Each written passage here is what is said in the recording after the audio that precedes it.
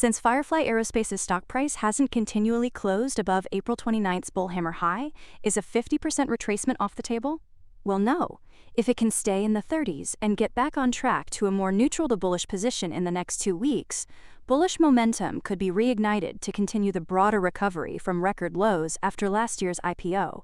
And for fundamental thrust, it's getting a boost from its SciTech subsidiary, receiving an OTA agreement from the U.S. Space Force to support the Space-Based Interceptor program, part of the Golden Dome missile defense architecture targeted for 2028. The initiative includes up to $3.2 billion in agreements awarded to 12 companies to develop AI-enabled, space-based tracking and interceptor systems. SciTech will contribute its expertise in AI, sensing, and data fusion technologies, helped by its over 45 years of experience in national security missions. Then after a 1-for-200 reverse stock split early last month, JTAI fans are spinning up since it announced the U.S. Securities and Exchange Commission has declared Fly Exclusive's merger registration effective, advancing the deal towards shareholder approval and a potential Q2 2026 close, with a vote scheduled for June 11th. The companies resolved prior SEC comments and extended the merger deadline to June 30th, 2026. JTAI also holds some residual interest around its $5 million SPV investment tied to SpaceX and xAI, aiming to gain exposure to AI and space infrastructure growth, amid reports of a possible large-scale SpaceX IPO. Now, as unexciting as it sounds now, price may just drift around this range for several more weeks until the June 11th vote. So which side of the coin toss are you on? Elsewhere in the stock market skies, Skycorp Solar Group, which after its reverse stock split last month, rocketed from rock bottom, fueled by retail speculation of a potential low-float squeeze following a $20.2 million deal to acquire the remaining 56% of Nanjing Sessun and a $3 million private placement. The acquisition is viewed as a major clean energy expansion, while bears are concerned about dilution and related party concerns, as well as the company's history as a volatile Chinese microcap, meaning keep in mind that $2 gap fill as major support, while bears and bulls vie for the $6 barrier over the next few days in pursuit of the $10 threshold. Circling over to Circle Internet Group, it's continuing to rally green over its IPO price range, prompting a predominantly positive posture to continue the larger recovery and stay in triple-digit price territory. This outlook is based on price rising back over the IPO price range and starting a relatively stable uptrend with adequate volume. Fundamentally, progress is provided by the Clarity Act, signaling a clearer regulatory path for stablecoins, boosting investor confidence. The proposed framework, while limiting passive yield on idle balances, still allows rewards tied to real usage like payments and trading, supporting long-term adoption. This clarity has helped position Circle's USDC as critical financial infrastructure. With rising institutional interest, global expansion under EU rules, and growing real-world use cases, such as meta platforms enabling creator payouts in stablecoins. Broader crypto strength, including Bitcoin price gains, has further lifted sentiment. However, risks remain. Legislative uncertainty persists as the bill faces tight timelines and potential opposition from banks. Globally, regulatory pushback is evident, with Brazil banning stablecoins for cross-border payments, highlighting uneven adoption.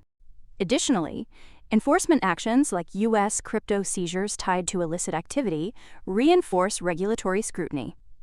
Investors are also wary that yield restrictions could limit stablecoin growth and that volatility in crypto markets may continue to impact Circle's stock. Down to Duolingo, insert bearish comment in your second or third language of choice because it keeps being weighed down from the long-term risk from AI disruption. Even though it just reported relatively strong Q1 results, with revenue, bookings, daily active users, and paid subscribers all growing over 20%, showing continued engagement and effective conversion under its freemium model.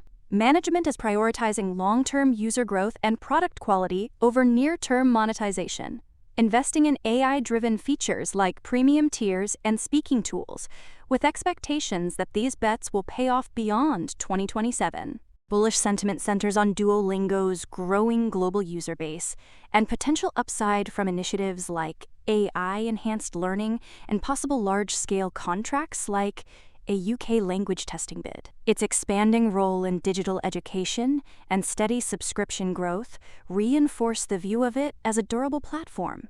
However, bears rally around the expectation of moderating growth in the near term, margins compressing due to AI investments, and questions persist about whether generative AI tools could reduce the need for dedicated language apps. Though since there's been an entrenched downtrend for quite some time, and bearish price action and volume have picked up to start May after a moderate upswing to the 110s, sentiment seems to be jumping ship away from a greater uptrend, as the debate over whether AI will strengthen Duolingo's moat or accelerate disruption is so far leaning back in bearish favor for a neutral to bearish stance in the near term.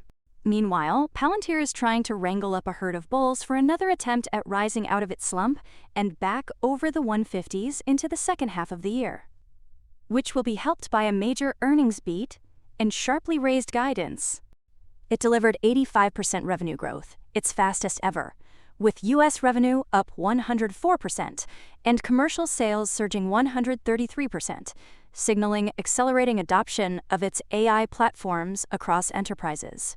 Strong deal activity, including over 200 contracts above $1 million, rising total contract value, and expanding customer counts reinforce durable demand. Profitability is also exceptional, with high margins, nearly $1 billion in quarterly operating income, and billions in projected free cash flow.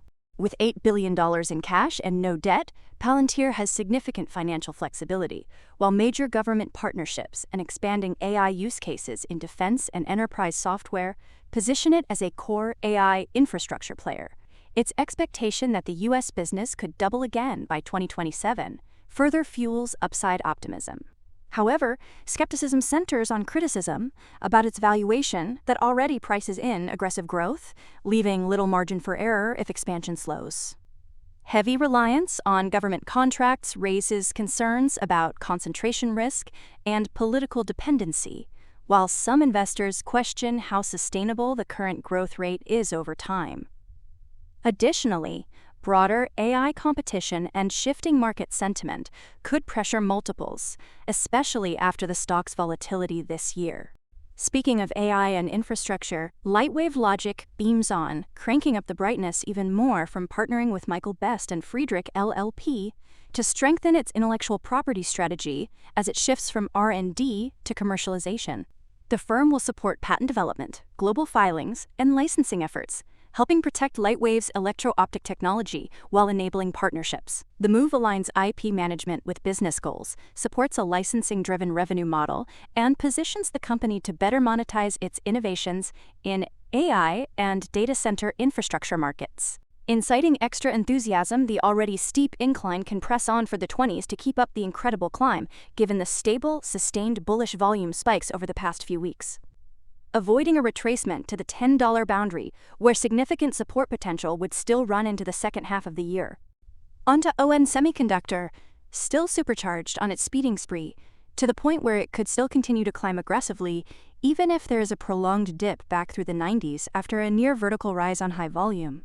Largely because price has actually rested just enough with flatter trading in the past week, just below the 100 barrier and the current extension range.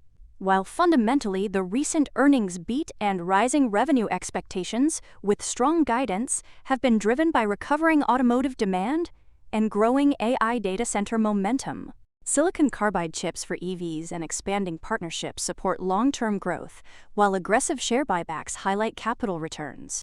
However, since the stock fell after earnings, some concerns have arisen about valuation after a strong run and mixed trends across industrial and auto segments, prompting caution around whether growth can sustain. So a bearish case might be taken more seriously if price isn't able to get a concrete series of closes over 100 by June.